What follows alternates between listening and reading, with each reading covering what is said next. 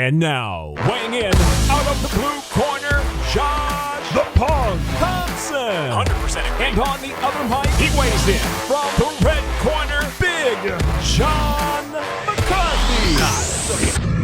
Well, hello, everyone. And yes, again, it is me, John McCarthy, and the real punk, Josh Thompson, coming to you almost live with the Weighing In podcast. We are here to talk about the upcoming UFC pay-per-view.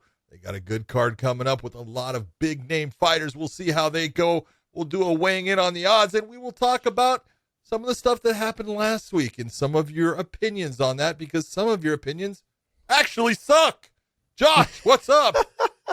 They do really suck. Their opinions are horrible. But you know what, though? That's what they listen to us for, is so we can educate these fools and let them know why their opinion sucks, and just be honest with them and be upfront with them and say, hey, this is the real deal. This is why you should listen to us. You come to us for the grade A level information, and we're here to deliver it. So make sure you guys listen. Don't just shine us on just because. Yeah, well, we're only talking to like two people out of, over 100,000 people. So that's all we're talking about. Oh, this is great. All right, guys. Hey, make sure you guys go to our Weighing In channel on our YouTube, as well as all of our audio platforms, SoundCloud, Google Play, iTunes, Spotify, all of those platforms. Hit the subscribe button there as well. Also, when you're on our YouTube channel, don't forget to click the link below that has our short clips channel as well. So click that link. That'll take you to our clips channel. Hit the subscribe button there as well, and the little bell on both of our channels, because we are doing a lot more traveling these days with Bellator exploding onto the scene with after a great weekend of fights, as well as going over to overseas as well coming up. So there will be some traveling. There'll be some time changes in when we post. So make sure you hit the little bell to notify you when we launch our show, because I saw in the comment section, because we dropped on Monday instead of dropping on Sunday like we normally do early in the morning. Most of you guys were kept hitting in my DMs. When are you guys dropping? Hey, when you hit the notification button, stop bugging me. Okay, stop bugging me. You hit the notification button. It will tell you when we drop. That's the benefit of it all. So, hey, hit the Clips channel, as well as we are dropping another show of our Weigh-In Interjection. That show is only available on our Clips channel, and that is a fun, very fun show that we do. We're changing it up a little bit today. So a little bit of this or that. A little bit of this or that will be on there, and that'll be fun as well for everyone. So, hey, you guys are going to enjoy our Clips channel. We're doing special content strictly for that channel, so make sure you guys hit the subscribe button there. All right, Dave, what are we jumping into here right away?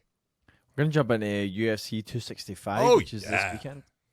Okay, turn your mic up, Dave. You're already killing me, buddy. Turn your mic up, okay? Let's go. I say we're going to go from the bottom. We could talk just quickly about certain fights. It's like I don't even want to talk about it. Okay. Because there's a lot of fights that are here, but there are some really good fights that they have. In fact, your man, Mckee, is coming back and fighting against Otto Osborne. That's actually a really good fight. That should be a very interesting. They're both really fast. That's going to be a fun fight to watch. If you like watching guys that are just 100 miles an hour and doing a lot of different techniques, I think that's going to be a fun fight.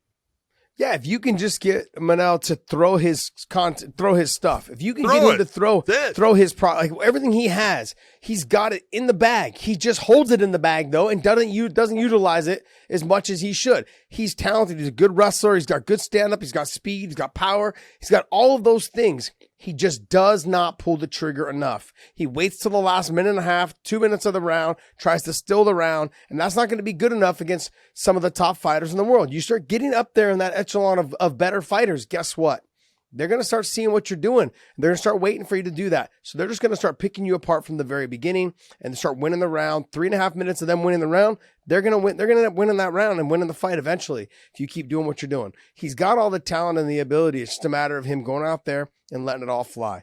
I think there's been a little bit of a disappointment on all the hype that was surrounding him coming in from not just Dana, but a lot of people in the UFC that I have talked to personally. They're like, yeah, we were hoping that he would be a little bit more explosive, a little bit more on his game, in terms of bringing, a lot more action to the cage. And he hasn't delivered yet. And that was the talk from people that I know that work inside the UFC. Well, if you go and you look at his fights that he was doing in Rise and stuff, he was pulling off a lot of big time technique things and very flashy, and he was confident there. Somehow that confidence has dwindled since he's been in the UFC. He's been trying to be more reserved, being more careful. And you can't blame him because it's like, you know, he makes it to where he wants to get, and now he's there, and things have just not gone the way that he wants them to go, or, you know, anybody would want him to go at that point. So I can understand why it hasn't gone his way because he hasn't pulled the trigger. Because he hasn't been the same fighter. You know, and But people are there going to was say, "Oh, it's the competition." No, it's not, because he hasn't had that. It's been the way he's been fighting. If you go back and you watch his fights, and you see what he's done in the past, you know, even when he fought Koji Horiguchi in Japan, and he was going after him. Now he lost the fight, but he was going after him, and that's his style. That's what he needs to do. Mm-hmm. And that's, if he gets back to that, he is an exciting fighter, and I think he'll be fun to watch. Got it. Carolina, I don't even want to butcher her last name. Kovakovic. And I can't even say it right either. I just say Kovakovic. Kovakovic. Kovakovic. I thought it was Kovakovic or whatever. Don't even go with the I just say Carolina. I'll just say Carolina versus against my girl Jessica Penne. Yeah. Look, Jessica was able to ink out the win in her comeback fight against Lupita. Good stuff. That was a tough fight. It was a super tough fight for her. Martinez. Yep, she was able to ink it out. She's got her hands full though with Carolina. It's going to be a tough fight. I still don't think that she's back in the rhythm. I know she trained the whole time, but she was away, and then now coming back. I think getting in there, it's going to be tough. It's going to be tough again. All these fighters they're all getting, especially the female fighters, getting so much better. They've evolved so much, and then her being away from the sport for so long and then coming back, she is getting a little bit older in age, but she's still a gamer, man. I love watching her fight, and I'm a big fan. Yeah, but you take a look at Carolina, and she's been on a rocky road, man. Mm-hmm. Her last win was against Felice Herrig, and she's been on 4-fight losing streak now. You know, she's not the same fighter because she doesn't have the same confidence. You know, she was hot as hell as far as, you know, her record and beating people. She lost to Joanna, that was fine. Then she lost. She lost to Claudia Gadella by rear naked choke.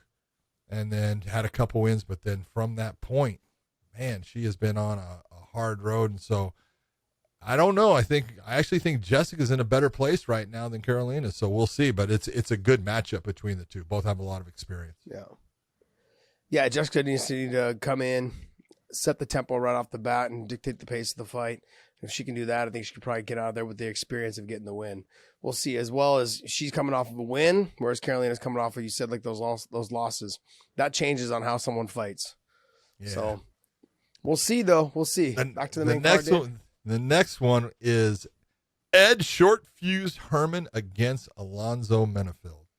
And, I can't believe he's still fighting, man. Ed Herman. And I can't believe he's going to be fighting Alonzo Menefield. And it's at 205. Jeez. And look at, you know, just like you said, Ed's been there for a lot. You figure he was on season 3 of The Ultimate Fighter, I think. That's like 2008. Was it 2009, 3? probably. Something Yeah, because 2006, 2005, I think 2005 was the first season. Man. Or was it 2004? No, 2005. 2005 was the first season, right? So it would have been about 2006. Yeah. Really? Season 3 would have been 2006? Yep. 2006. Wow. What was this fight against Kendall Grove? What was that? Yep. June of 2006. That's insane, man. Just go ahead and say That's insane. You're freaking old, dude. Yeah. the fact is that I was already in the UFC and left the UFC at that time. At that point, before that. That tells you how old I was. Yeah. Jeez. Crazy. This is one of those ones where you look at the experience goes to Ed. The athleticism, the speed, the strength right now goes to Menefield. So it's going to be a tough fight. Tough one for Ed Herman. You know, he's got tough dude, but man, he's in against a stud, an athletic beast in Menefield. So don't know. The fight though that I think she's going to probably steal the show is this one: Bobby Green and Fiziev. That kid love is, Rafael, and I don't know. Does he say it's Rafael or Rafael or I don't know. God, I don't either. But man, I'll tell you, I don't care. His He's just freaking nasty. kicks are brutal, and his stand-up is crisp. He's nasty. Bobby keeps his hands down all the time. It is scary to think about what's going to happen here. I don't know. Yeah. I look at They're not doing Bobby any favors, man, in this fight. fight. Not in that one. This is one of those fights where I'm like, Bobby, why'd you say yes? And I know why, because Bobby says yes to everyone. Bobby doesn't turn anything down. He should have turned this fight down. No, let's be honest. If he can, Bobby started as a wrestler. I know this. He does have decent wrestling. It's not world class wrestling, but it's decent. And if he can take Fiziev down, damn, he's got a chance. All right. I don't look. He won't try to. He's going to stand. He's got good wrestling. He's got a decent stand up himself. Okay, but not something you want to play around with Fiziev. But here's the problem: is Big John, or not Big John, but what's it called? John Fitch had talked to me about this. He's like, he spent some time over in Thailand. He's like, what I didn't realize is that when I went over there, he's like, these guys that were like 120 pounds or 115 pounds, he's like, when they got the clinch on me, I couldn't get away. He's like, it's like, I thought I could just throw them down off of me. He's like, no, I couldn't get away. And Fiziev is going to be one of those guys. And once Bobby gets into the clinch with him, he's going to get elbowed. He's going to get kneed. He's going to get just foot swept. He's going to get all those things that wrestlers are not really used to dealing with when it comes to dealing in a Thai clinch. Yep. And then on top of that, off the breaks, when Bobby dips his head one way and dips his head the other way with his hands down, he's going to have to be very careful. And the speed and power this guy Fiziev has and the accuracy of his striking is probably some of the best I've seen in the business, man. When I talked about, like I said, Elias Boulade and the other guy that I talked about the other day on how good he was, the kid that had a great performance, can't remember his last name because it's a really long name.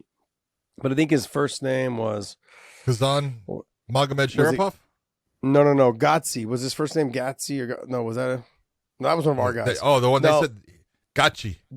Yeah, Gotchi. But there was a UFC guy. There was a UFC guy that had really good stand up. He had a really long last name.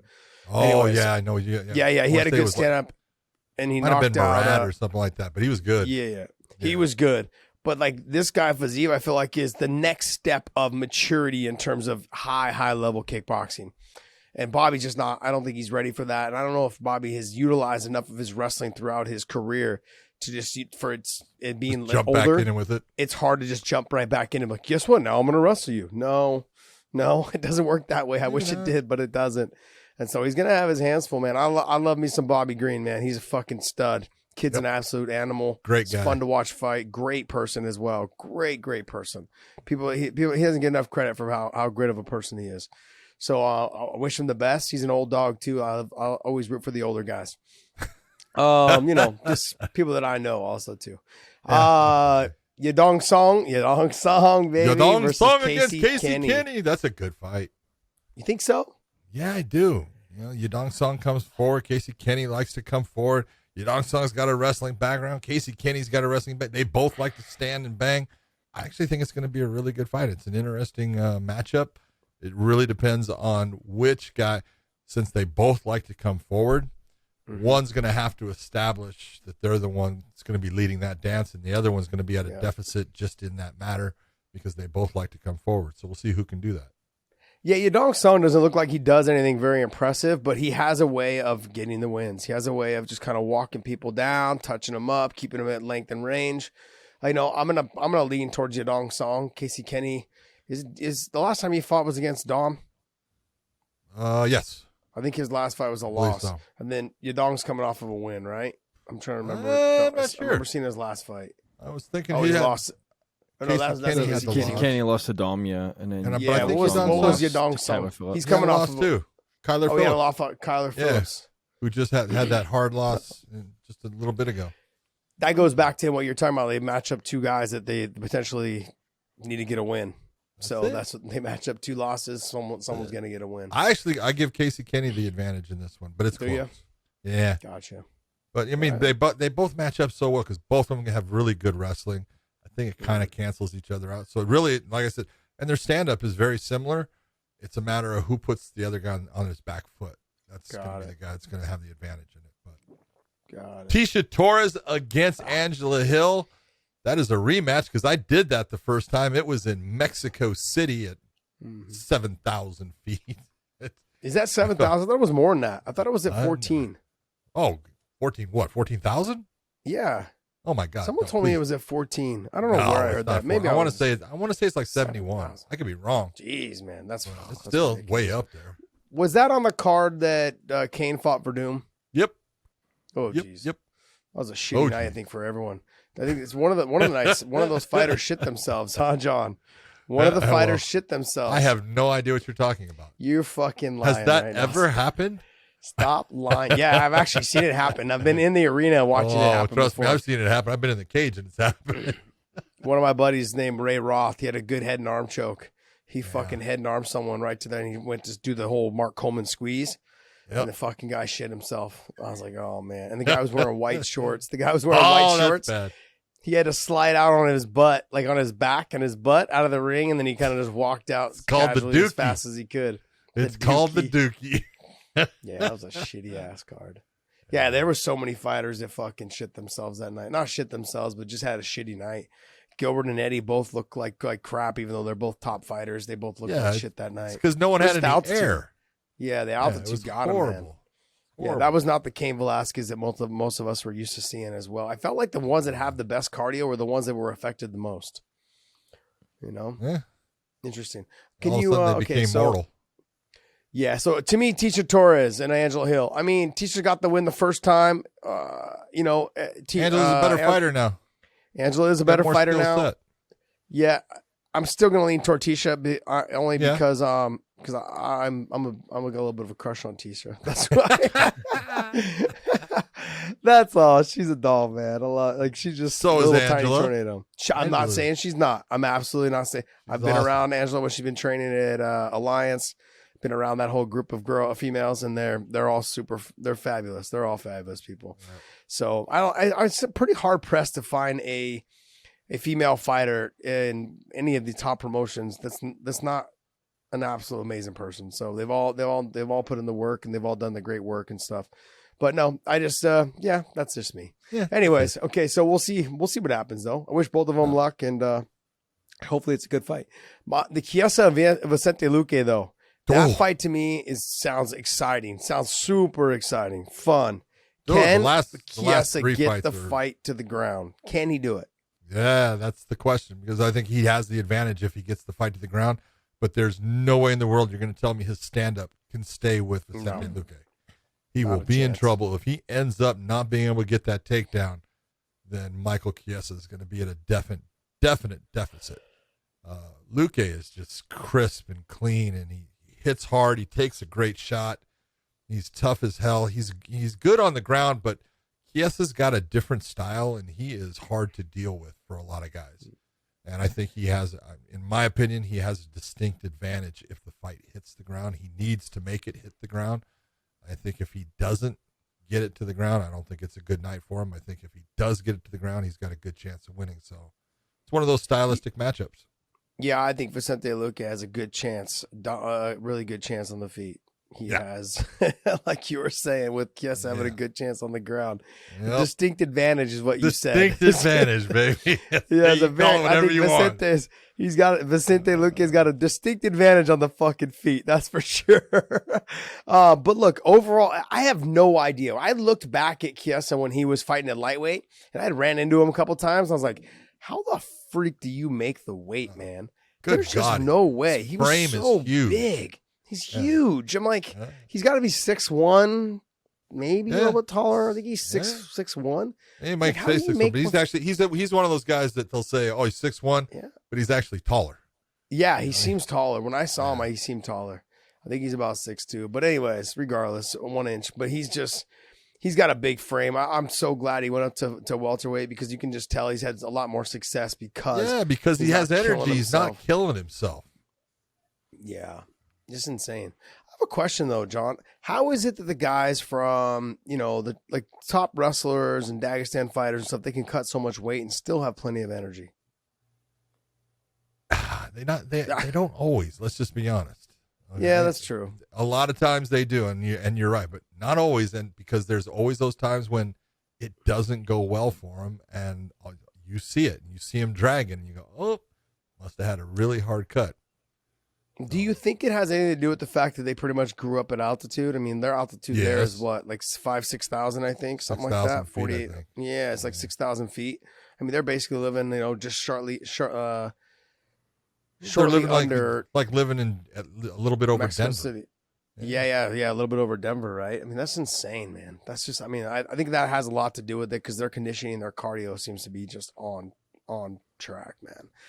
Not a lot of them tend to wilt when it gets into the later rounds, and depending on how much muscle they're carrying, I also believe so. I would say the one guy that seems out of Abu Bakr, he tends to seem to get tired compared to the other I can ones. tell you why though. He doesn't put the work in. He has been putting the work in lately, and you've seen it.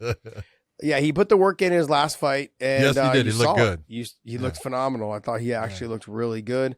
He had a tough fight, but he looked good, and I think he's only going to get better from here on out. Look, I think Coach Khabib and Coach Javier, I think Coach Khabib specifically, now that he can sit there and stand over him and go, hey, you need to get your ass going, I think that he has taken the full role of being, in place of his father. He's taking the general role. Yeah, the general. A lot of them have just basically just fallen in line. Man. Yeah, they needed to. I think there's a lot of mutual respect there from that. They really appreciate what he's doing. And so, hey, it's good, man. I think it's good. Hopefully these guys all stay just training super hard and keep getting better. I mean, I believe their record's like 55-0 or something like that, or 50-0 now, I think, or something, since he's been the coach. Not bad. I don't know. That's not bad. Not bad. Not bad. Oh man! Here and meanwhile, some coaches are trying to get one fighter in the UFC. Jose Aldo against Pedro Munoz. What do you think? Why are they doing this to the old guy? What are they doing to the old guy? I actually think this is a good fight for Jose. The fans. It is a good fight for the fans. Pedro hits hard, but yeah. He actually, in my opinion, he might be trying to take Jose down to the ground. Every time you've seen Aldo on his back, although he's not bad, he's not special. And not the same anymore either. Guys tend to put a lot of shots on him, and that slows him down, and it causes him problems. And there's certain guys in jiu-jitsu. Pedro's actually got good wrestling. He can wrestle and take people down when he wants. He's got a very good clinch game. So if he's smart, he uses that, and don't just use the stand-up that he has, because there I actually think he's at a deficit with Aldo. Pedro's got good power, but so does Aldo still, and still has speed at 135. But the grappling part, I know Aldo's a black belt. I know all that, but there's just a difference in their games. Now, if Aldo's on top, different. But Munoz in the top position, it's going to be a problem for him. Yeah, look, guys like Chad Mendes, other wrestlers, you're right, all those guys have had a hard time. Frank Yeager have all had a hard time taking him down. They're not the level of Pedro Munoz, not the level of their takedown level. So I'm not going to bank too much on that. Sure, he might be able to get one, and then and do some work on top, but I think Jose will be able to get back up. Now the question has been for the last 6 or 7 fights from Jose Aldo. Are you going to fucking kick or not? That's the question, because that will change the game. Now with the calf kicks and the way he kicks is so powerful. Stop kicking the thigh, start kicking the calf, and within 2-3 kicks, this will be a different fight.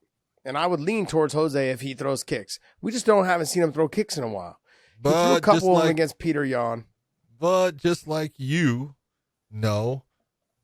change in your career, and when you get certain injuries, because you've kicked and people have checked, and then you go to kick again, and it's hurting you as much as it's hurting them, it feels like. Oh, yeah. Changes what you do. And I think from what I've been told, that's part of what has happened. That's why his kicking has really slowed down, is he's got some problems with his shin, and he cannot land in certain areas without it hurting him bad. So we'll see. Well, just kick the calf, then you'll be okay. It's still hard, man. I know, man. I know. For a guy that's got a plate in his ankle that understands what it feels like when you kick someone and it hurts you more than them. Talk to me, baby. It's so damn painful. People don't and realize. It's frustrating. Yeah, it's extremely frustrating, because that was one thing I prided myself on the most, was kicking with my lead leg, because not a lot of people can kick with their lead leg as well as I could at the time. you know, and then everyone was kind of back leg heavy, like kick the leg, kick the body with the back leg, or kick to the head with the back leg. I actually had a harder time kicking to the head with my back leg because I wasn't as flexible in the back. So a lot of my head kicks came with my lead leg, and then my inside leg kick was good, as well as I love to kick to the body on that liver side.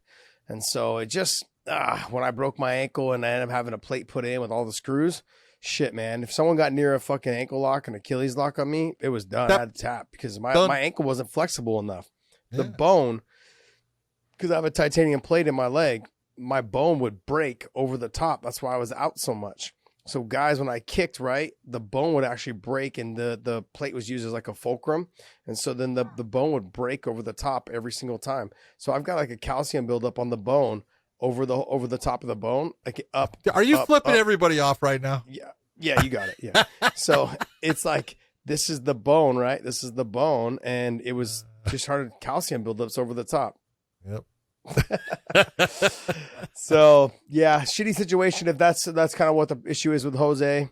I do know that there's a lot of things like for like Rockhold when he had busted open his shin. Same thing with Mowgli. He busted open his shin. They ended up having to do like skin grafts because he got infected. And he ended up having like a staph infection. Then it got infected. They had to cut out some of the tissue and then put skin grafts over it so it would kind of heal. Yeah, there's been a lot of shit that's went on, like when people get injuries and they split like that and they don't heal properly and they continue to reopen. So that might be some of it as well. Yep. Who knows? All right, man. Well, let's talk the main event. Derrick Lewis, Ciryl Gane. What do you think? My heart tells me Derrick Lewis. I want him to win, but my brain tells me Ciryl Gane. I go with the guy that's technically better. I go with a guy who can control range on Derrick. He's got good footwork. He's actually very athletic for a big man, and he's proven he can go the 5 rounds where Derrick really doesn't go 5 rounds well. So, truthfully, I say Ciryl Gane is the guy. He should definitely be the favorite in it. But when you're talking about the Black Beast, and here comes my heart, you're talking about a guy that can end the fight at any moment. He can be losing every minute of that sucker and all of a sudden turn it around. He's got balls because we know they get hot. And I'll tell you, he's got a great fucking attitude as far as he's really been trying to get himself into better condition. You can see that he's coming in lighter. He used to be 280 some pounds and would lose 20 some pounds to, cut weight for the weigh-in and get down to 265 and then go right back up. He's actually less than that now. And he's really been trying to get himself, in good shape so he can go. So I don't know. It's a fun fight. Do I think it should be for the title? No, I think that's bullshit. Just telling you straight out, but I still like the fight itself.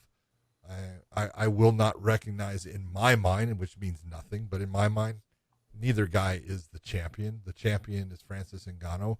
And when one of these guys fights against him and beats him, then they'll be the champion, or he'll be the guy that defended his belt against him. But, makes no difference to me. I still like the fight. It doesn't matter to me that it's for an interim title. Yeah, it has no value to me whatsoever. Zero. We know who the champion is, and we know who the number 2 guy is also in Stipe. Yeah. So I don't understand why they're not having Stipe fight for the interim title. I don't get that at all. Just stop. You know why? Because he has one fight left on his call contract. it like it is. Oh, okay. Yeah, I think he's got 1 or 2 fights left on his contract, and they want to get him re-signed, and he's like, nah, it's cool. I'll wait. Yeah, I don't freaking know, man. I don't know. Look, the fight to me is going to be a fun fight, but I think if it's going to work to Ciryl Gane's favor, it may have to potentially be a boring fight. Yep. Unfortunately. Yep. Yeah. And Derrick Lewis he's going to be tested in his conditioning. So he has gotten a lot better shape. He's looked great in his last couple fights. I don't think he's lost since DC, correct? Nope. I think that was the last time he lost. But he does need to take chances in this fight. He needs to make things happen. Yeah, he needs to make it happen. Can't sit back. If Gane sits on the outside and is just able to touch him and piece him up, in terms of just touch and run, it's going to be a long, boring fight. But Gane's going to be the interim champion. Yep. So I agree. And I don't know. But I want me some Derrick Lewis to win this fight. Yeah, it would be fun. He's just fun. I'd like to see. I always just want him to win so I can hear his post-fight interview. That's why. I just want to hear him win so I can hear the post-fight interview. But I mean, also, I think the fight though too with Ngannou and Gane sounds really good to me. That sounds like a good fight as well. So, well, they used to be teammates, so they used to train together. Did they? Oh yeah, they used to train together, man. They've trained together. They've done all kinds of stuff. Yeah, over in France. Over in France, I think even here in the States, they've gotten together and trained. Oh, wow. So they know each other well. All right. Well, I guess we'll find out. All right. Well, hey, guys, guess what? We're going to go ahead and give you guys some betting odds, though, on what we think for the whole card. So why don't you go to mybookie.ag, use the promo code weighing in, and then we're going to give you guys some betting lines. So as soon as Dave hits this up and pull those bad boys up.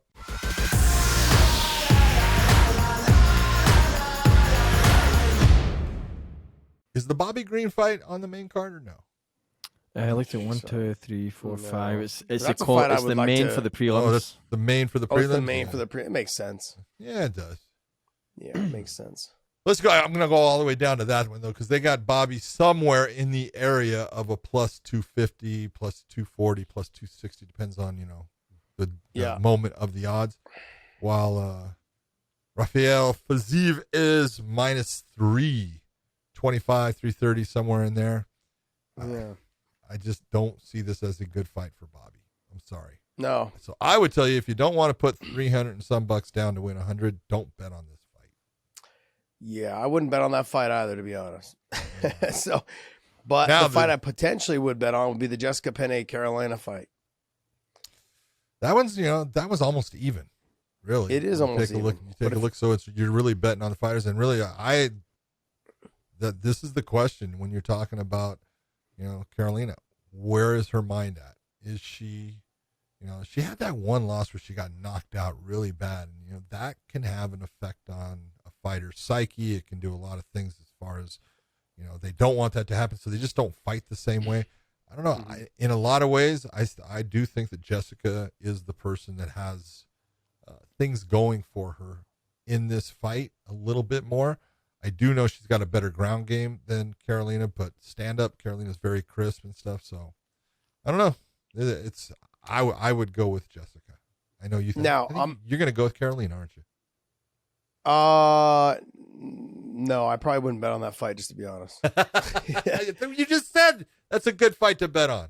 It would be a good fight to bet on, but I would go with Jessica since she is the dog. There you go. So I'd probably go with Jessica. But the other fight that I would go on would go to the other female fight with Angela Hill and Tecia Torres. Now, even though Ticia's my dog, I would like to probably go with her. I would probably bet on Angela Hill though because of the odds. So if you go in here, slight plus underdog. Yeah, but she's plus 115, slight underdog, and then a minus 135 for Tecia Torres. I'd probably go with Angela Hill on that bet. Yeah, I can understand it. She has gotten better. She's learned how to utilize her length and her reach. She's become more of a, not just a point fighter, more in terms of like she's gritty and a dirty, like not dirty in fighting, but I'm saying like she's like one of those really aggressive like dog fights. She's going to come in. She's going to try to put it on Tecia. She wants to get this one back. It's been bugging her for a long time. It's been bugging her. She's been very vocal on Twitter and social media and stuff about how Ticia's been ducking her and she wants this fight back, and Tecia was scheduled to fight other people. Okay, and that's just, let's be honest, Tecia didn't duck anybody. Yeah. You're talking at a time when Tecia was ranked somewhere 5, 6, 7, and Angela was down at 12, 13. Yeah. What's the reason for Tecia to fight her? It's not doing her any good. Yeah. She'd already beaten her. There's already a fight, so it's not going to, all it does is benefit Angela. She gets another shot at her. But it doesn't do anything. If Tecia beats her again, it didn't do anything for her. So I can understand why Tecia didn't take that fight. It makes sense. I agree. I agree as well. But I think that's going to be a good fight. And if I was to bet, though, like I said, I'm leaning towards Tecia, but I think Angela Hill, if you're going to take a bet, plus 115 minus, and then Tecia Torres minus 135, I'd probably put money on Angela Hill. Well, then let's go to the grappler versus the striker special, because this is one that you're going to bet on based upon what you think is going to be the winning element of the fight. Michael Kiesa versus Vicente Luque. It's fairly close. Vicente Luque is the favorite in it. You're looking at it, it's, like minus 125 to, straight out plus 100 for Kiesa or something in there. So really you're looking at, do you believe the striker gets it done or do you believe the grappler gets it done? I don't know. I don't know. Like when I don't know something, I just say, you know what? That I walk away from it. Then I walk away from it, unless it's like one of those where I don't know, but it's like +1. It's plus like 700, plus 200. So sure, I'll put $100 down on this, and see what happens. That's how I won at the Kentucky Derby. I was like, sure, fuck it, I'll put $100 down. We're good. All right, and then we go to Jose Aldo versus Pedro Munoz. So you're looking at Jose Aldo is -115, pretty much even money. Pedro Munoz at -105. Yeah. I mean, Pedro Munoz being a little bit of the favorite in this. He's at the minus or right at the either -105 or right at 100. And Aldo, actually, I'm sorry, I'm saying it wrong. Aldo's actually the favorite. He's the favorite. Yep. -120 to 100 or -115 to -105. So Aldo is the favorite in this. Hey, tell you what, I kind of like I like Jose Aldo in this fight. I think he's going to do okay. I think this is a good fight. Got it. But it's so close, John. I wouldn't put money on it. Nope. I wouldn't either. Just being honest. But then we get up to the main event, Lewis versus Gane, and Gane Big is difference a in this one, -380. I'm going to go with Derrick Lewis. +290, I'm going to go with Derrick Lewis all and day the long. reason why, talk to me. That punching power. Yeah, because it can end at one time. And so I'm looking at that. If I put $100 down, I could win 280, 290, depending upon where it's at when I lay my bet down. Where Ciryl Gane, yeah, he can win it, no doubt. And I'm going to lose my $100. But I got to put 360 to 380 down to win 100. It ain't worth it when I got a guy that can end this thing, possibly, even if he's losing the whole thing, he could end it with one shot. I'm going to go Derrick Lewis and take my chances. Yeah, we saw that with Volkov. He finished the fight with like less than 10 seconds left after losing pretty much the whole fight. Yep. So he's one of those guys. And here, look, what makes me feel more confident about betting on him is that every round for 5 rounds, the fight starts on the feet. All he's got to do is stuff 1 or 2 takedowns. I think he's got a good chance of catching Gane when he comes in. I think Gane technically has just got a much cleaner stand-up game than Derrick, and Derrick's got to take chances.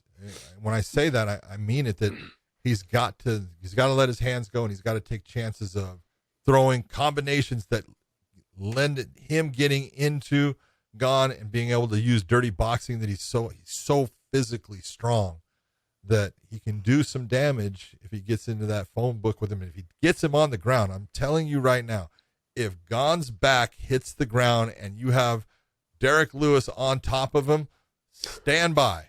It is not going to be a good time for Ciryl Gane. He's going to either be having to throw up that submission attempt to slow Derrick Lewis down, or he's got to be thinking about getting back to his feet, because he cannot be on the ground with that giant monster on top of him.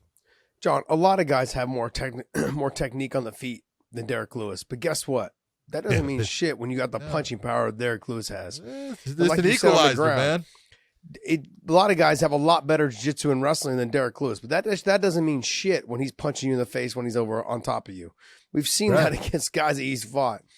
Like, even if he just grazes you with his thumb, that shit's probably knocking you out. So, I mean, if I'm gonna bet though, I'm gonna bet on Derrick Lewis. I'm gonna go ahead and take that money line bet and be like, I'm gonna bet 100 down to win 290, whatever it is gonna be at when you bet. I'm taking that bet. So if all of you out there, go to mybookie.ag. How's that? You were having the hiccups. I'm trying to help you out here, brother. I know. Okay. Monster Energy does that shit to me, man. Monster Energy kills me. Go to mybookie.ag, sign up, put in that promo code of weighing in, and get yourself a little extra money and have a fun time watching the fights. And if you put a little money on it, kind of gets you even a little bit more excited. And like we're saying, you might not win if you put it on Derrick Lewis, but you can definitely have a big payday if he does win. So do it. If you guys win, just I'm gonna go ahead and post my Venmo. You just give me my 10%, okay? That's all I'm asking. Just 10% for the advice. Send me my 10%, and I might kick some down to Podcast Dave, because I know how much. Sure you would. No, I wouldn't. Okay. All right. Well, let's Podcast Dave. Let's get into some news, buddy. What do you got? All right, first piece of news is RDA set to fight Islam in October. And then RDA came out and said Islam doesn't want to go 5 rounds. Probably because he doesn't have to. He won't need to go 5 rounds. Look at you. Okay, hold on. Let's put up a Homer alert for everybody because here it comes. This is a Homer alert. He's not going to have to go 5 rounds. He's not going to have to go 5 rounds. If the same RDA might end it before then. No, you got to stop with your nonsense. You're just feeding into this shit. Man, people come to us for real news, not fake news. Let's go, buddy. Stop feeding them that just to get under my skin. No, I don't think it's going to go 5. I think Islam gets him out of there probably in 3 or 4. I'd say probably. I don't think he goes to the 5th. I think he goes in the 3rd or 4th round. He gets him out of there. I just think the age factor is going to be huge, as well as just the strength. Once the fight hits the ground, which it will hit the ground, RDA will have no answer. He will have no answer for that pressure, that type of control, and he's gonna manhandle him, dude. He's gonna manhandle him. This fight's gonna be at 55. RDA is not gonna have the size and the strength advantage in this position and this strength. He's gonna kill himself to get to 55. It's not gonna be the same. If the fight was at 70, I'd say, you know what, RDA probably has a little bit more of a chance. I think it would go 5, and RDA has, and I think he kills himself to get to 55. He's not gonna have a chance. I'm not sure if he kills himself to. I'm not sure if he kills himself to get to 55. But let's just be honest. He doesn't even have as big a frame as Islam does at 155. No, Islam is a bigger frame guy. He's the younger guy. Doesn't have the experience, but he's got a ton of experience, enough experience to deal with Dos Anjos at this time. When you're looking, it comes down to that point. Islam is the guy. He's doing this. He's climbing. Every fight he's getting a little bit better, a little bit more knowledgeable. Does things sometimes you look and you go, oh, you were being lazy there, or that wasn't smart. Then he comes up and he does something. You go, man, that was really nice. And that's just part of learning and growing as a fighter, and that's what he's doing. And although RDA can still fight, no doubt about it, and he's a good fighter, he's probably seen his best days, and it's not where he's climbing as a fighter. He's actually either maintaining or actually starting to diminish a little bit. This is a harder fight for him. It's a harder fight for RDA overall. He's got to get Islam to bite and make mistakes. And I just don't see Islam making those mistakes. I do think that RDA could try to go for takedowns. I don't think he's going to end up in the top position if he goes for those, and so that's going to cause him problems. If he ends up underneath Islam, there's no submission game that RDA possesses that's going to cause Islam a big problem, and it comes down to that one word of smash. So, yeah, look, I want to tip my hat to RDA though for taking this fight. Absolutely, this is one of those, you're fighting this young stud that all the hype is around him. You didn't want to fight him before, which I understood. He wasn't even ranked in the top 10. You were ranked number 5 or number 4, number 6, somewhere in that range. And I understood it. Like, why? Why would I take that chance? Totally. Now he's ranked ahead of you by 1 or 2 spots, and it makes sense. Like, hey, now I'll take the fight. That was a smart play by RDA. I like you said, I don't want to say his better days are behind him, but he's definitely just. You don't want to say that. No, I don't want to say that because I got a lot of respect for him, man. He's a tough fighter. I have a ton of respect for him. That has nothing to do with it. You just have to be. It, John, a second ago. Didn't sound just, like it. It's called honesty when you look and you go, all right. Oh, now you want to be honest. Well, you're saying, well, okay, so let's just look at it this way. He was the lightweight champion, the 155-pound champion. Yes. Do you see him being the 155-pound champion ever again? Oh, you are. No. Exactly. Stop. Okay. No, stop. Let me put this out this way. If Islam wasn't there, and Dustin wasn't there, and Dustin wasn't there, and Charles Oliveira wasn't there. Yeah, I'm not saying I'm going. Like if I'm looking at the rankings here, I think he's got a good chance because of his leg kicks. He's got a good chance of beating Chandler. I think he can beat Beneil Dariush. It'd be a tough fight, but I think he can beat him. Size, that's the thing that scares me a little bit. Beneil's big. He's long, he's big. But I think technically, I think that RDA's got a chance. Gaethje, I think he can beat him. Yes, it'd be a tough fight. It'd be a fun fight to watch, by the way. That'd be a great fight. But you get to Islam, I think all the other ones he's definitely ahead of. Dustin, I don't think he can beat. I don't know if he can beat Oliveira. I don't think so either. So those two guys, I mean, those are the top two guys. And I'm only saying that because those two guys right now are fucking just running the terror through everyone. You know, but I don't think he beats Islam. If Islam wasn't there, Dustin's talking about potential retirement if he does beat Oliveira. I think he can make another run. I'm not saying he'd be the champion, but I think he can make another run. That's just where I'm at when I look at these guys. When I look at the people in the top 5, I think he's got a chance to make another run. You know, I think he beats Tony Ferguson. I think he beats Dan Hooker. I think he beats Conor McGregor. You know, I think he'll have a hard time with. I think guys like Gregor Gillespie could out wrestle him and hold him down, maybe, but it'd be tough. I think he'd still beat Gregor, but it'd be a tough fight. I don't even go beyond those guys. You know, Kevin Lee and Diego Ferreira and those guys. I don't want to go that far because he's not in that category anymore. So I think he could make another run. I think he could. I think if he didn't take the Islam fight and they gave him somebody else, I think he'd have a good chance of getting a little bit higher up there. Fighting a Michael Chandler or a Dariush or a Gaethje, I think he'd get up there. I'm not saying he'd win the title, but I think he'd end up getting closer to a shot. This Islam fight's going to set him back, though. You know? Okay. I guess we're going to see. We're going to see. I guess we are, but, you know, you could take a look and sense, you know, what is it?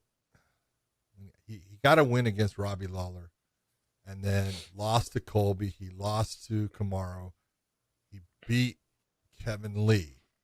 But then he lost to Leon Edwards, lost to Michael Kiesa, you know, and then won against Paul Felder. But that's the thing, John, you got to listen to what what he just said. Dude. That's not what a championship caliber fighter is doing, is winning a fight and then losing two. Okay.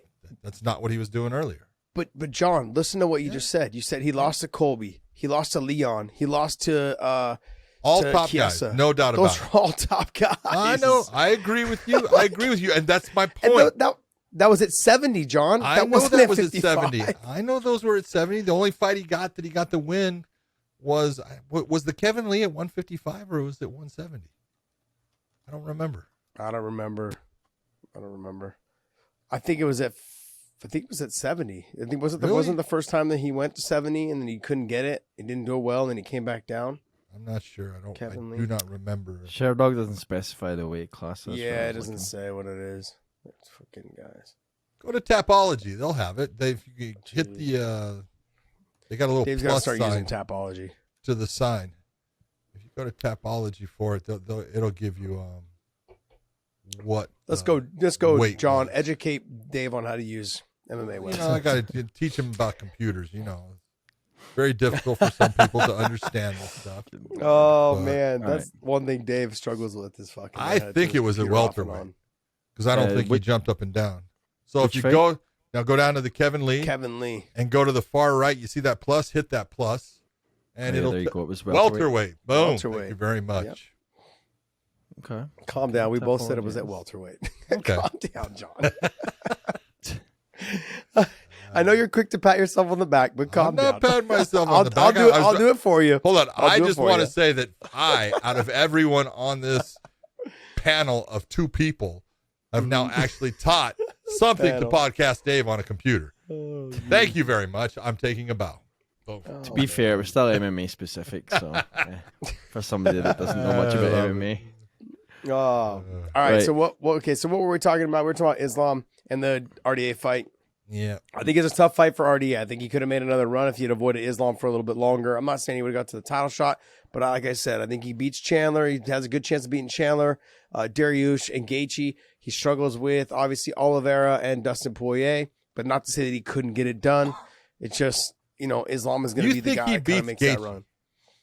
I think I think it's a 50-50 shot. I really do. Okay. Look, and I'm also basing a lot of things off the fact that Justin. That you've been hitting the head a lot. I got it. No, that his weakness is his wrestling and his jiu-jitsu, and that's one thing that RDA has. Do you think that he's got better wrestling than Justin? But here's the thing: no. I'm not saying he can't stand. I'm saying he can't. I'm not saying he cannot stand with him. He can stand with Gaethje to the point where the takedown becomes a little bit easier. And Gaethje also, as he tends to slow down, stands more upright. No one really has tried to take him down as they're slugging it out. I'm throwing it out there, man. I think it's a 50-50 shot. And I don't want to take too much away from RDA because he's talented, man. He's still I love RDA. He's a great fighter, but like I said, he's not in that position where he's still climbing. I just can't say it. He's been there too long. He's a veteran, man. He's done it all. I take nothing from him. He's fantastic. But there comes a time for everybody when the rise is done and now you're going in the other direction or you're flattening out. John, blasphemy, man. Blasphemy. You're speaking blasphemy right Man, now. total blasphemy. All right, Just Dave, the give truth. us what's next. We've ran that shit into circles. We did. We killed that one. Just fucking We killed it. So, sticking it lightweight though, Gaethje versus Michael Chandler is announced for UFC 268 in November in New York City. Tell me it's a fucking main event. Tell me, please. It's got to be 5 rounds. Do not make this thing fucking 3 rounds. You don't know if it's, they could throw something else in as a championship fight for a main event. It would just be. I think Colby's on this card as the main event for the title. Is that the same one with Kamaru Usman? Let's check it out. So that tells you right there. But they started. I mean, Nate and Leon set the tone for a 5-round co-main. So yeah, I mean, it would have to be. It would have. I mean, I guess it would make sense. Both of them are basically the number 1 contenders. Let them fight to see who's going to fight for the title again. Yeah. I mean, after Dustin and Charles, I mean, it would make sense. They're 2 and 3, I believe. I think is what their ranking system is. Dave, can you just hit the click button? Hit the click button. 2 and 4. They're actually 2 and 4, click Josh. Button. Okay, 2 and 4, but they're in there. I can't get, for some reason. Let's just see. It's 260. UFC 268. 68. I'm pretty sure it's Colby and It's Colby and Usman. Yeah, it's Colby and Usman. Yep. Yeah. 3 rounds. 3 rounds. That's a different Interesting. fight. Well, it depends. I honestly believe this would be a fight that you would do 5 rounds for. And for what Chandler is getting paid. Don't be hating here, homie. I'm not hating at all. I'm actually super happy for him that he's getting paid. I get happy every time all of these fighters get paid. But I'm just simply saying that if you're going to get paid that amount of money and they want you to fight 5 rounds to co-main event, you're going to pay fight 5 rounds. I don't think Michael Chandler's been saying anything but yes to the UFC. Yeah. Well, he needs to. He has nowhere else to go. Well, that's really what it comes down to. So let's be real. Man. I mean, I would love to see him go over to 1 if he fights out this contract, and have him fight Eddie a couple more times. I feel venom coming out of you, dude. Just no, venom. I don't spit venom. Come on, buddy. No venom. I think it's a good fight. I think I look at 2 things. Michael Chandler's had history in that building. Maybe it means nothing, but I'm always into that superstitious Not shit. good history there, John. Not good history, because he was hit with some lower leg kicks that took his perennial nerve and made it so he couldn't control his body weight, and they stopped the fight on him. He had a foot drop, basically, is what you're trying to say. Yep, absolutely. Leg kicks from Brent Primus. Well, and then Justin Gaethje has got beautiful lower leg kicks. He hits hard. And, Michael puts a lot of weight on that front foot. He tries to blast you. I think Michael's got power in his hands. He could definitely hurt Justin, but if Justin's taking that front leg away, or if Michael's leaving it out there trying to get that range, it could be trouble for him again in that same building with that same leg giving him problems. Yeah, you got to look at Dan Hooker threw a couple leg kicks, not many, but there was one that landed clean, and you could see Chandler take a half step back and try to kind of get his feeling back in his leg. Mm-hmm. He bounces around on that, and if you catch him at the right time, it will change the whole dynamic of the fight. Yep. And if you're able to catch him 2 or 3 times, he'll stop wrestling, or he'll start trying to wrestle a lot more, but won't be able to put any power on it. I think Gaethje takes the chance a couple times and throws that heavy leg kick to the calf. And if he's able to land that, it could change the fight quickly, very quickly. The other thing as well is that Chandler's got to be all the way in or all the way out, so he's not getting blasted with a leg kick, and he's got to wrestle Gaethje to death. Because if you're going to compare the 2 in wrestling, Michael Chandler is the superior wrestler, hands down. Not even by a little bit, but by a lot. Especially now. And I got murdered by everyone saying, "Oh, Gaethje's this champion, or Gaethje's an All-American, and Khabib's going to have a hard time." Shut your whore mouths. It wasn't even close. I said, different. The level. wrestling is just different, man. The wrestling is just different. Now Chandler's got more of an American style wrestling, you know, the collegiate style wrestling, the double leg, the switch to the high crotch, the high, you know, run into a flare, single leg dump, big lifts. He loves big slams and suplexes. He does. Like he's a phenomenal wrestler, you know, and it's it pains me to have to say these words, but he's a talented fighter, you know, and he's got great wrestling, and he puts it together well. And the key though for Gaethje is to get this thing into later rounds. If he can get it into the third and fourth round, I think he's got a great chance of getting the win, especially if the leg kicks start adding up. That's just my take on the fight. I look at it, Mike needs to be the guy controlling the dance. If Mike is not the guy controlling the dance and it's Justin Gaethje, Mike's in a lot of trouble. It really comes down to he's got to be able to put forward pressure. He's got to be able to put Justin on his back foot, but he's got to do that without leaving that lead leg out there for Justin to destroy. Can he do it? Yeah, he can. Will he do it? That I don't know. You said exactly what everyone should understand is if Chandler doesn't fight well off his back foot. No. He doesn't fight well going backwards. He fights well when he's the boss. And if you can make him not be the boss, he can't fight well. He doesn't fight well at all. That's right. So that's the way to beat him. What else you got? Still sticking with lightweight, Dustin Poirier. Basically hints at if he beats Charles Oliveira, it could result in his retirement. He could walk away after the title win.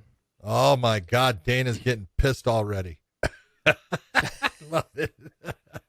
No, you cannot leave. I have to have Conor versus Dustin 4. Oh, jeez. John? I think what you're seeing right now, just this right here, could result in his retirement. Very smart move by my man, Dustin Poirier. Of course. He has learned this fight game.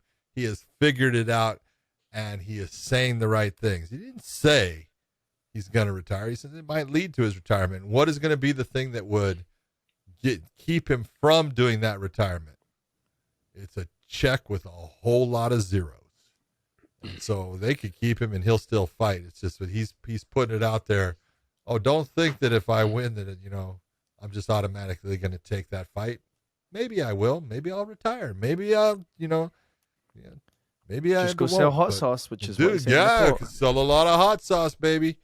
But it's I think it's very smart of Dustin. I love what he's doing. He's taking control of his career. He's taking that control away from the UFC in a slight fashion there, and that's part of what you're supposed to do when you're in his position. That's what Conor did, and that's why Conor makes the money he's making. Yeah. I mean, Dana's just fucking pulling his hair out, whatever's left of it. He's, because this type of scenario has happened to him fucking since BJ Penn and Matt Hughes won. You know what I mean? Like, it's like, oh, now you're the champion. Fucking see you later. Bye. But it's a shitty situation for him to be in. But hey, the thing is Dustin's not going anywhere. Dustin's going to continue to fight. He's going to probably fight one or two more times. He realizes that the big money fights come after you win the title. Don't get me wrong. He's already had huge money fights with the Conor situation. Yeah. But for him, those are huge money fights. But the simple fact of the matter is that he will make a ton of money fighting Oliveira, and he'll make a ton of money defending it one time. And then beyond that, who knows?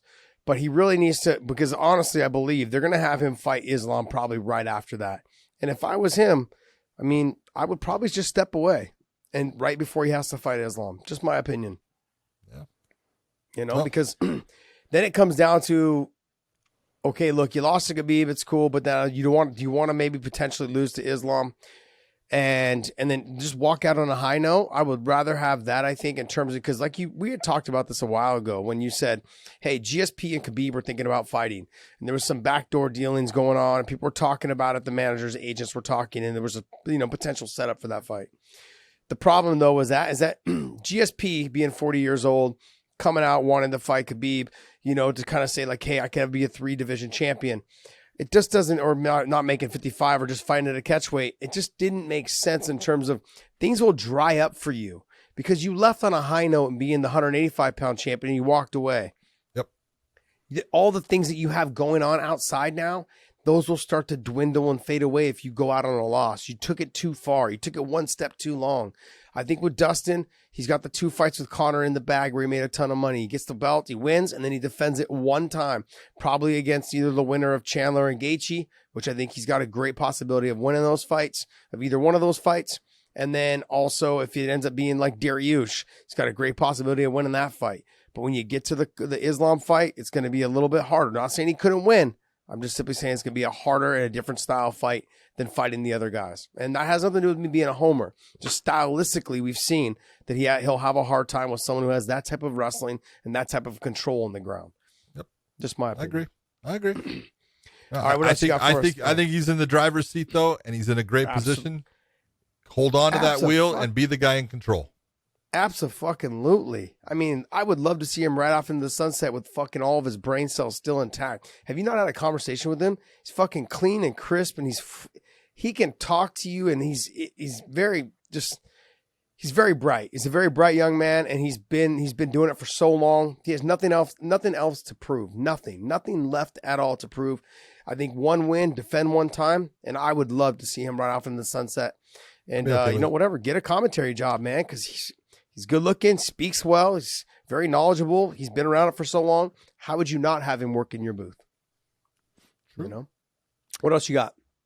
All right, last lightweight contender news. I promise. Conor McGregor is set to compete. At this point, I'm saying apparently, right? Because I've seen some other things come out, but set to compete in a charity wheelchair boxing match on September 11th. He said charity, everyone listening at home, a charity wheelchair boxing match.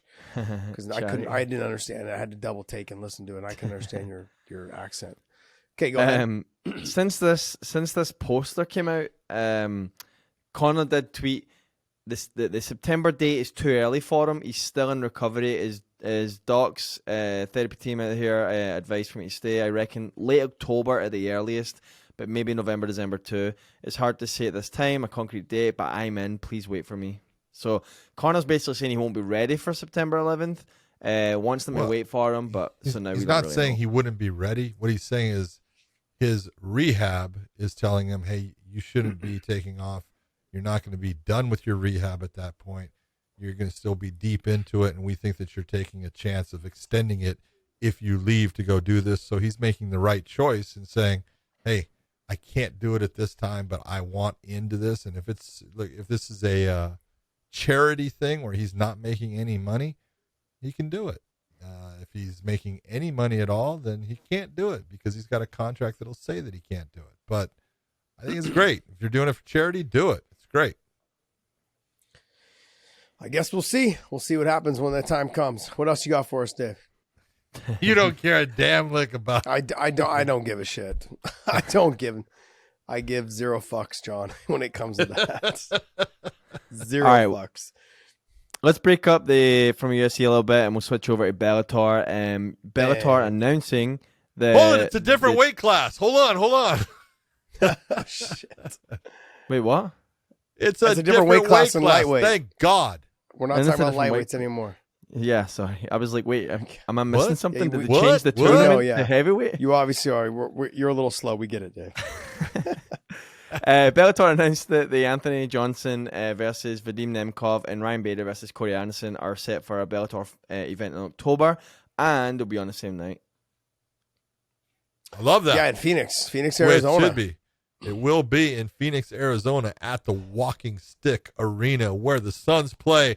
You have the opportunity to watch Ryan Bader against Corey Anderson, and then you get the opportunity to watch Rumble Johnson try to wrest the championship belt from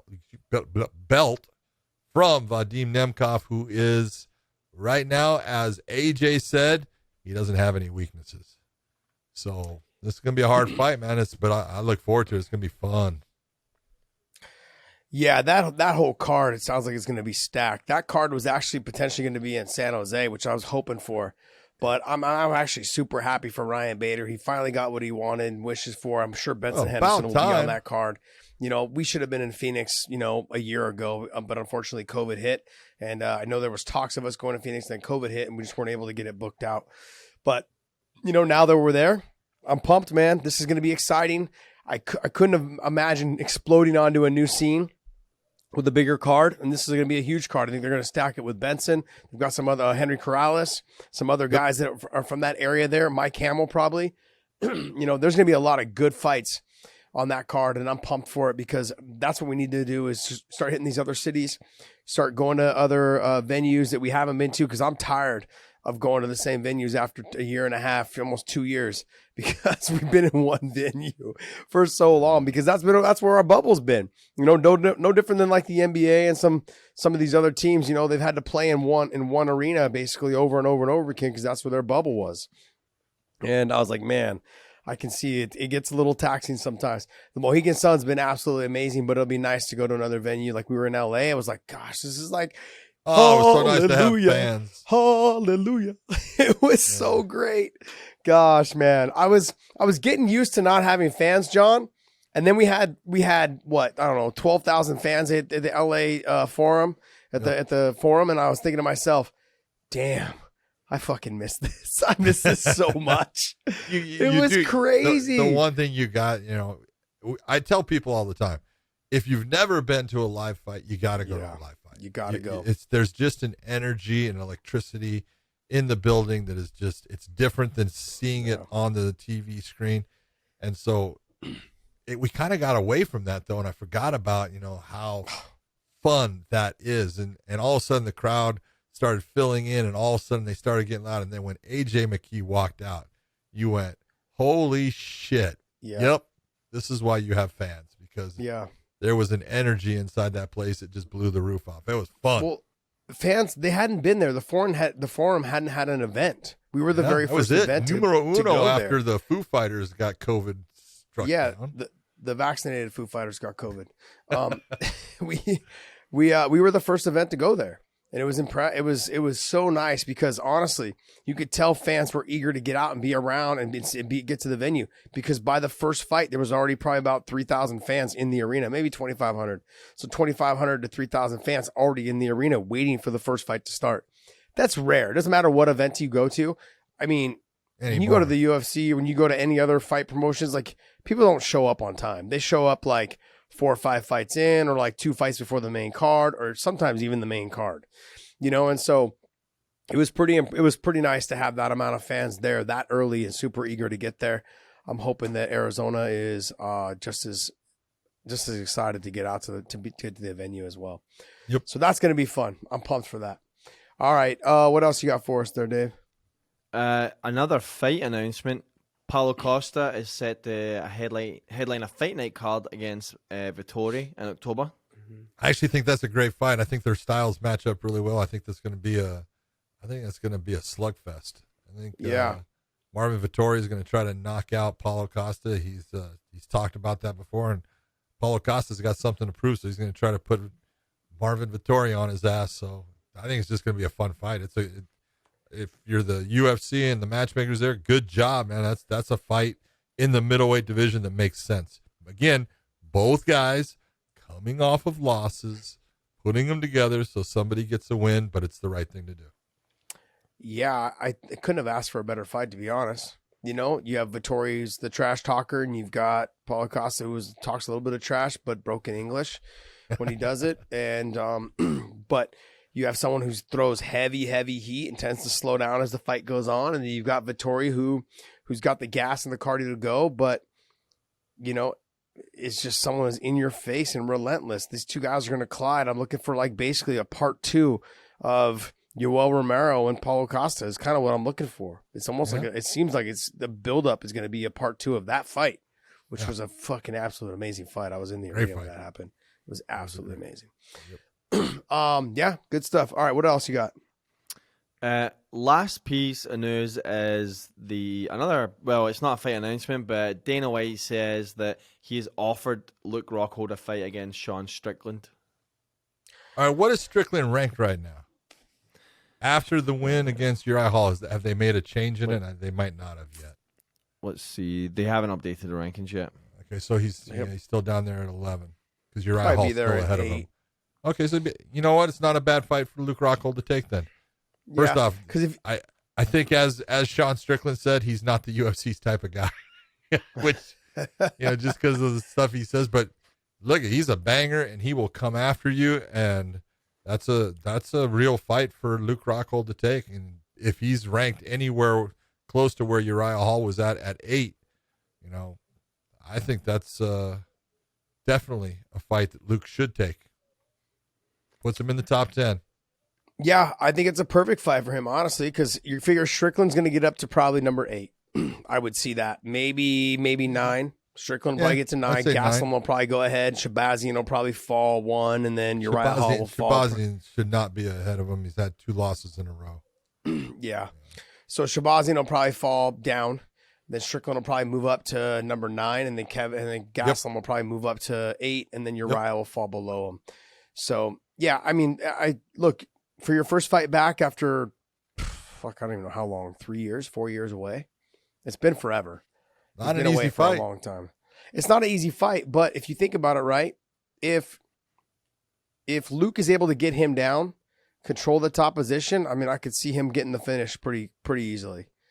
In terms of the grappling, I know everyone's gonna sit here and call me a homer. Luke Rockhold is fucking fabulous on the ground. He's a stud. He's a stud on the ground. He got away from his wrestling for a while. He tried to get back to it for one camp when he fought Jan Blachowicz. But when he fought Jan, it just wasn't enough time in terms to get your wrestling back on track. I'm hearing that he's been working his wrestling. I think if he can get Strickland down, it takes away the walk, that zombie walk forward that Strickland does, and put Luke on his back heel. And I think Luke's got a good chance of, once the fight hits the ground, is passing guard, putting pressure, just controlling that top position, and probably getting the finish on him, and getting him out of there. Yeah. That's how confident I am in Luke's grappling. If Luke decides to be on the didn't Luke just have a grappling match against Nicky Rod? Yeah, he did. I know he didn't win it, but he was competitive in it. Well, Strickland wasn't going to win that fight either, by the way. No, his was against Orlando. That's a different one too. Oh, that's true. Very true. Orlando Sanchez. But I just, if you're going to look at ground game, Luke's ground game is at a different level than Sean's. No doubt about it. And so he has a distinct advantage there. But Sean puts a lot of pressure on guys, and his output has been fantastic. His output has been just very high. Look at all the punches he threw against Uriah Hall. Big time output. He's been in shape. He's got confidence now. It's a great fight. I love it. I think they should make that one. Luke, take it. I want to watch it. Yeah, it's a tough fight for Rockhold too if the fight ends up on the feet, because Strickland will take his shots. Oh, and he will walk forward, and he will make somebody like Rockhold, who hasn't fought in, say, 3 or 4 years. He's going to test that cardio right off the bat. Now, training was never Luke Rockhold's problem. He was always he always trained a lot. He's never stopped training, to be honest, even all his time away. He's got to maintain that look for Ralph Lauren, by the way. So that's one reason. He skateboards, he surfs, he kite surfs, he does all this shit, like motocross. He does a little bit of motocross, does a little bit of mountain biking, all that stuff. Like, he's an active person. He's active all the time. He doesn't stop moving around. But the thing is, though, is that being back in a cage, having someone put pressure on you after 3.5, 4 years, it's not the same. It's not the same. When you take that amount of time off, you've got to learn to adapt back to that, being pressured and handling that pressure, sidestepping, using your lateral movement. So it's not an easy fight for him at all. Do I think he can win? It's a very winnable fight, yes. Yep. But it's not an easy fight at all. I'm not trying to take anything away from Strickland, and I know that Rockhold, if he's on point at all, this could be an easy fight for him. But I just don't think after 3.5, 4 years, it's going to be an easy fight. It's going to be a tough, I don't think any fight against a top 10 guy in that weight class in your first fight back is going to be easy. Nope. But I'm excited to see it, though, if it does happen. And I think Luke takes it. I think Luke takes it. He needs to. All right. What else you got for us there, Dave? So actually, I forgot that this last piece Let's go. The men's pound for pound was just updated about 5 minutes before we started recording, which is why I almost forgot about it. The men's Bellator pound for pound rankings were just updated, so it was just to capture some thoughts. Hold on, let me just refresh this, because that's why I was going to say that is not updated, because they've got AJ Mckee at 17. Go. Okay. Mm-hmm. So we just So let's just capture your thoughts. Well, all right. Let's be honest. At number 1, instead of Patricio Pitbull, they put AJ Mckee now, moving up 5 spots. All right. Yeah. And if you take a look at what he's done, the one that you're going to have a hard time looking blatant at. Disrespect. Totally. Blatant disrespect. Yaroslav Amosov is number 6 at 26-0. Makes no sense at all. None. Ridiculous. Our rankings fucking blow. Dude, the Bellator rankings, whoever the media people are that do it, I don't think they watch Bellator. It drives me crazy, man. I'm just being honest. It's nuts. Now, I have no problem with them putting AJ Mckee at number 1. I don't have a problem with that. I don't either. I don't at all. Because, look, if there's one thing, and this happens, all of a sudden you have one fight that now, and Conor McGregor had this kind of fight. You're a good fighter. Everyone knows you're a good fighter. Now you're a superstar. Now, all of a sudden, boom, you're on the scene. You're now a super. That's AJ Mckee at this point, so I understand why they go, oh, he's the best pound for pound. Okay, let's do it. 18-0, I understand it. But there's a guy there at 26-0. He's got 8 more fucking wins right now, and you've got him at 6. Wake the up. My God, that's horrible. John, you know what kills me with them is that when a fighter is ranked higher than the other fighter that they just fought, and then that fighter beats said fighter who's ranked higher, and they still have said fighter ranked above them after the win. Yeah. Well. And I'm like, did you guys not watch the fights last weekend? Did you guys just not pay attention to what was going on? They just don't want to believe it happened. And it's happened more than once. That's the problem. It's happened more than once. I swear, I really feel like we need to do an internal poll for our own rankings. And I mean, just do it amongst the people that work for Bellator, and then add maybe a couple of the top media sources. Don't add all these random ones. Add the top media sources, say like 3 or 4 of them to help add their input into it. But I don't know, man. This is AJ Mckee. I'm not mad that he's there. I think okay, I get it. But Yaroslav Amosov should not be at 6. I'm sorry. Jesus. He should, and I'm no disrespect to Gegard. And again, no disrespect to Ryan Bader. You cannot sit there and say that Ryan Bader, although he's your heavyweight champion, he doesn't belong ahead of Yaroslav Amosov. Yaroslav hasn't been beaten. No. It's like, come on. I don't think Gegard should be ahead of him either. I don't either. In terms of he just got his title If back. you put him at 4 right now, I go, all right. I don't agree with it really, but I'll take it. It's okay. I wouldn't know. I would put him at 3. I wouldn't take. I understand the Patricio thing. I'm not saying I wouldn't, but I'm saying, okay. I'd be okay at 4. I say, all right, yeah, it's not where I think he belongs, but okay. But it's 6. Those of you that are in the media that are doing our Bellator rankings, okay, can you please listen to our show, please? Can you start just taking into consideration what you guys are doing? Like, this is, I don't know. Like, here, Douglas Lima is below Sergio Pettis. I don't see how that is either. I just don't see it. Don't get me wrong. I love me some Sergio Pettis. I think he's talented. I don't think it should be that way. Well, they're just Sergio, hold on. When you take a look, the only one in that upper thing that is not, no, they're all champions. AJ Mckee's a champion. Patricio's the lightweight champion. Vadim, light heavyweight. Gegard, middleweight. Ryan, heavyweight. Yaroslav, welterweight. Sergio, bantamweight. Makes sense. So that's why, because he's the champion, is why I'm guessing they're saying he's above him. So that makes sense. Okay. That's okay. I'm all right with it. Okay. I take it back then. I'll do a little bit of that. I'll pull it back. Pull the reins back on that. Yeah. All right. So look, there's one last thing I wanted to get into, and I know this show's running long, but I had someone reach out to me, and I don't normally answer people in my DMs, so please don't ever DM me again. Okay. But there was a question. Have 1,000 DMs by the next show. There was somebody, his name was Peppo007. I think his name is Peppo, P-E-P-O. Is that Peppo? Peppo. Okay. 007. Hey, Josh. My granddaughter watches Peppa Pig. Yeah, Peppa Pig. Hey, Josh, I have just watched the recent episode of the podcast. I got a question for you guys. You talked about how Islam's opponent should have won the fight, but we don't count a punch that did not land. So why would we pay attention to the submission attempts that has been defended?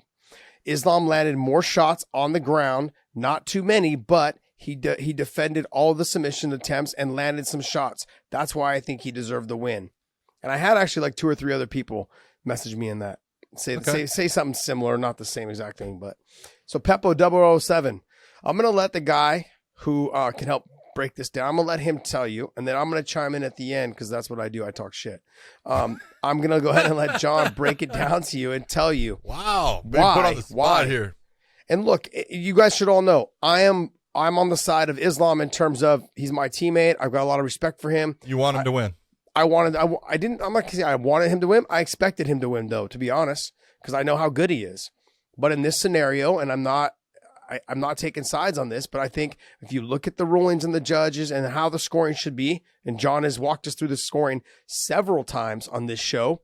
And so for all the people at home, you guys need to understand why, when you're looking at something, why the judges went this way. Sometimes the judges are wrong also, but this is the criteria, and John's going to go ahead and break it down for you guys right now. I don't know the criteria. I have nothing more to say. All right. Let's take a look. When we talk about the criteria for the judges, there's multiple levels to it and everything. I'm going to try to break it down as easy as I can for you. When we talk about the fight, the thing that you go off, it does not matter all the other things. We've got striking, we've got grappling. Those are the two that lead the way for someone to judge the fight. If a judge can basically say off of the fight that, you know what, the striking is what took place the most in this fight. It was the most telling as far as affecting the fight of who was winning. The striking is going to be what they're going to go with. And I can say that fighter A outstruck fighter B in volume or in heavy shots compared to volume. They're going to go with just that. The judge does not consider anything more. He doesn't consider who was the aggressor, and he does not consider positional control or cage control. Sometimes you'll hear the UFC use octagon control. All right. That is not part of the equation. You don't even go to it if you as the judge can say, all right, this round was more impacted or affected by grappling. Well, let's take a look at the Islam Makhachev fight against Brent Primus. The first round, they're in a striking a little bit on the feet. It's fairly even. You know, you might even say maybe Makhachev landed one better. I don't know. It's close, but it ends up where they end up on the ground. Makhachev in the top position, and right away you see Brent Primus start to attack. Now it's an attack, but he's attacking Islam with what looks to be an omoplata attempt. Maybe he's looking for the gogoplata, but then he switches to the omoplata, and you see that Islam has to defend. And as soon as you see that he has to defend against the attack, that is telling you as a judge that it's an effective attack because the fighter who is being attacked has to defend. Now, if he defends and he gets out of it, which Islam did, he gets no credit for being defensive and getting out. All he gets out of getting out of that hold is he gets to continue on in the fight. He gets no credit from the judges. The only person that gets credit in that situation is Brent Primus. He gets credit for an offensive attack through a grappling situation, looking for a possible submission attempt, or at least an offensive attack that made his opponent have to defend. Brent Primus gets credit for what took place in that scenario. Now, the thing that, and this is what people start to get confused by, the fact that Islam was in the top position. Positional control is and of itself not enough for a fighter to win a round. The fighter must have to do either effective grappling techniques that try or lead him into positions or places that will allow him to possibly finish the fight. The fighter must always be looking to finish the fight. If the fighter is using positional control, for the most part, they're going to lose that round. I don't care if they're on top or not. Now, if the other fighter underneath them, and this is where they will win the round if they're using positional control, is doing nothing to try to attack them with a submission or is not outstriking them with better strikes from the bottom, well, then the positional control will win, because that is the last thing. If you look and you say, if I look and I say, well, the striking was fairly even, the grappling, they were both grappling back and forth, there was really no aggressor, positional control goes to the fighter in the A corner, they get the round. but that's the only time you go all the way down to it. So when you look at what was occurring basically in the first and second round, and even into the third, although that Mamedov changed a little bit and Primus slowed down, Primus was consistently throwing up. Now, not all of them were real good, but when you take a look, Islam had to defend against all of them for the most part.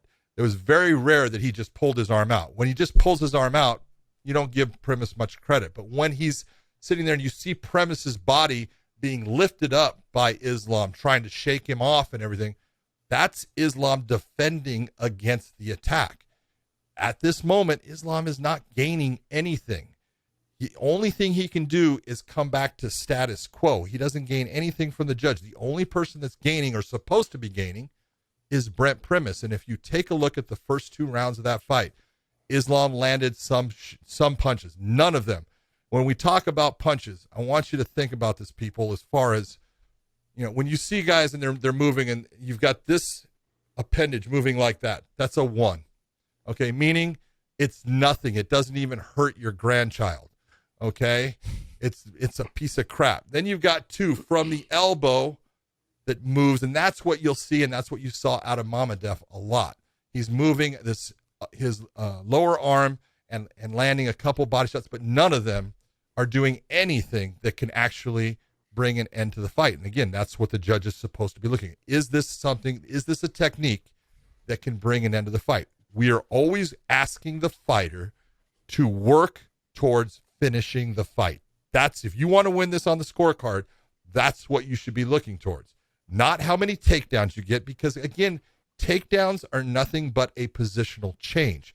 When you talk, and I think in the last podcast, we talked about amplitude with takedowns. That's when you get something from the judge. You get amplitude, meaning I elevate my opponent, I get them up in the air, and I bring them down onto that canvas with power, with force. I have impact.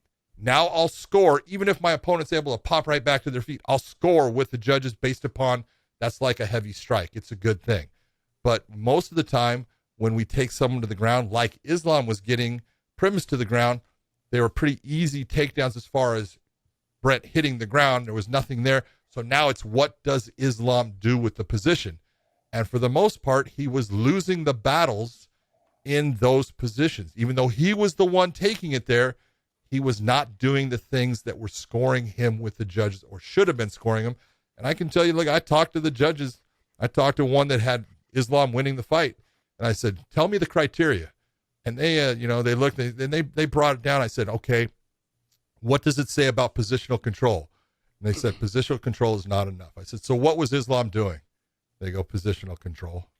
I go, hello, who was the one attempting to try to do something that could finish the fight? Primus? Shit. Yeah. Hello. So I hope that. Yeah, John, that was a great breakdown. And the reason, here's the thing, is I want everyone to understand is that even though I'm an Islam fan, I'm a teammate of his, and I also want fighters to understand, any fighter that listens to our show, and I know a lot of them do because we were just in LA, and a ton of them like, man, we love your show. But this is why, like, it's very beneficial for the fighters to listen and pay attention to this, because this could cost you your next fight. It has to do with who is trying to finish the fight. This is one of the things that I learned when I fought over in Pride. When they said, we don't care if you lost 14 minutes of your fight. If in that last round, that last minute of the round, you tried 50 different submissions and just came up short, you may end up winning the fight because you were the one being super aggressive. You were the one chasing after it. Now, I know in Japan, they sometimes would do that. That's not the scenario of what you're going to get here. But what he's saying is that just because you're on top doesn't mean that you're trying to finish the fight. Those little handshake slaps with just the wrist, or the ones that just the arm, or just body head that you hear corners yell at all the time, is those should not be winning you a fight. Doesn't matter if you're on top or if you're doing it from the bottom. It doesn't matter. The simple fact of the matter is that those submissions that Islam had to defend, had he not defended them, they could have finished the fight. And that means that that's a finishing move, versus this will never be a finishing move. Okay. These little shots will never be a finishing move. And that's kind of where I feel like when young fighters or guys like Islam or anybody else, any of those guys that listen to this, if you're a good wrestler and you're listening to this, you guys should understand he got away with one. Yep. And that's the biggest thing. He got away with one. And in the future, he may not be as lucky, because what you have to remember is that one judge that talked to John and just was like, hey, okay, yeah, I understand now. The next time he sees you fight, he will remember that. He will remember that you had the big hip toss. Great. Okay, that was wonderful. You got on top, but you were defending the whole time. Okay, now it's resonating in my mind. That's what you did last fight. And I gave it to you, but it wasn't right. And now this time, I'm not going to give it to you. So just remember that the judges have memories as well, and they do work a lot of fights, but they will remember scenarios and situations that they have learned from other fights. And then, like, the last thing was when I talked to some other refs that were there, they were like, yeah, we have meetings after every event to talk about controversial decisions or controversial things and moments in the cage by the refs. Did they separate too soon? Did I stop the fight too soon, too late, whatever it was? They meet after every event, and we see it all the time, John. And they meet and they talk and they try to sort it and figure it all out. And the reason why they do that is because situations like that happen, where one person is being super aggressive and one person was content with being on top and body, head. And that is not how, in any promotion, that they want to see fighters winning fights. That's one. And two is the refs and the judges now have that in their mindset of, okay, look, we've had this problem before in the past. Now we need to fix it. So don't expect to get the same win next time, because you continue to fight that way, you're going to end up taking that loss. And now Islam hasn't lost in 12 something years, 12 plus years. He hasn't lost. I think he's had a no contest in there somewhere, or he had a no contest like 3 fights ago. No. Yeah. And so a draw. Okay. So he's had a draw. I just think in terms of like anyone that's listening to this, you guys should understand that this is now something that you should be wary of. Like when you guys are watching, top control doesn't mean as much as you think when the person from the bottom is trying to finish the fight. Well, the big thing, for the fans out here, and, as a fan of the sport, as, the crowd, what the sport is trying to do is tell the fighters, hey, you can't win. You're not going to win a fight if you are just controlling your opponents during the fight. That's going to get you a win. It actually was kind of like that for a long time, and we switched it to say, you need to be looking towards finishing the fight. We are looking for fight-ending scenarios. We're looking for you to do things that can end that fight. And in that entire contest, there really was only one guy that was doing those things, and that was Primus, and he should have won the fight. It was a mistake. Sal D'Amato was the one judge that had it for Primus. He had it 29-28, and I think he was corrected it. And I know like you said, they talked about it in the back because it was one of the fights where they had concerns. They had concerns about that one. They had concerns about the first round of Sanchez versus Mads Burnell also. Mm-hmm. Now, the whole fight, you could give that fight to Mads Burnell, and I think you did, in fact, Josh. You thought it was a Mads Burnell's fight, but there was no way that the first round was Mads Burnell. Yeah, we both agreed on that. We both agreed that it was no way it was Mads Burnell's first round. But I also had taken into consideration that Islam had already fought, and I saw that the judges were giving so much weight to the wrestling, and and Mads Burnell finished the first round on top with like a minute of the first round, finishing the first round with a minute or 45 seconds on the top. And I was like, okay, they're going to give him the round, because the stand-up, I had Emmanuel winning the stand-up, but not by much. I had him winning, but then finishing the round on top with 1 minute, even though he didn't do a whole lot, threaten a whole lot, I figured that's why the judges would have given it 30-27. Yeah. I thought it was 29-28 like you, but I thought it was for Mads. Yeah, and all of this, so, for all the fans out there, it's always evolving, and it's always, trying to, what's best for the sport, what's best for the fighters, and it's never going to be perfect because you have us involved in it, humans, and humans make mistakes, and we see things, and I'm going to say this straight out. The sport does nothing to help the judges. They don't give them extra views of the fight. Sometimes they'll give them this little tiny screen that they're really not looking at. They only look at it if they can't see it because the fight's gone to a place in the cage and they can't move. My iPad mini screen is bigger than the one they fucking give them. And so a lot of times, especially in the UFC puts the judges, two of them, in the worst spot you could be in next to that cage. The other part is, they're down looking up. That doesn't help you at all either. You should be above looking down. There's all kinds of things, but it is what it is. And, the human element is part of fighting. And sometimes we get it right. And sometimes we get it wrong. And we just try to always get better. Yep. All right. Well, hey, that kind of wraps it up for us. So make sure you guys go to our YouTube channel and our Weighing In Shorts and Clips channel as well. Hit the subscribe button there. If you guys go to our Weighing In YouTube channel. There's the link down below for our Clips channel. Hit that link and it'll take you right to our Clips channel. You can hit the subscribe button and make sure you guys hit the bell and the notifications because like I said, we'll be dropping our shows at different times coming up lately because John and I are doing a ton of traveling for the rest of this year. And there's a lot of good things coming up. I will be on Fight Companion this weekend. We're doing it for the pay-per-view for the UFC. So when we do that, our show will be a little bit delayed the next day, filming and dropping because I will be traveling for that as well. So I want you guys to go to prowrestlingtees.com/weighing-in.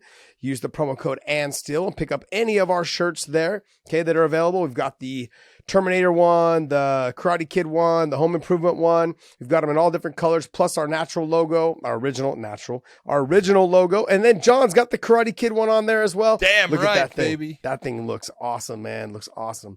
Obviously, I'm the kid in the situation. You just like it because they made you look good. Yeah, they didn't make me look good. That's how I normally look, my friend. No, That's you're good. not that pretty, dude. All right.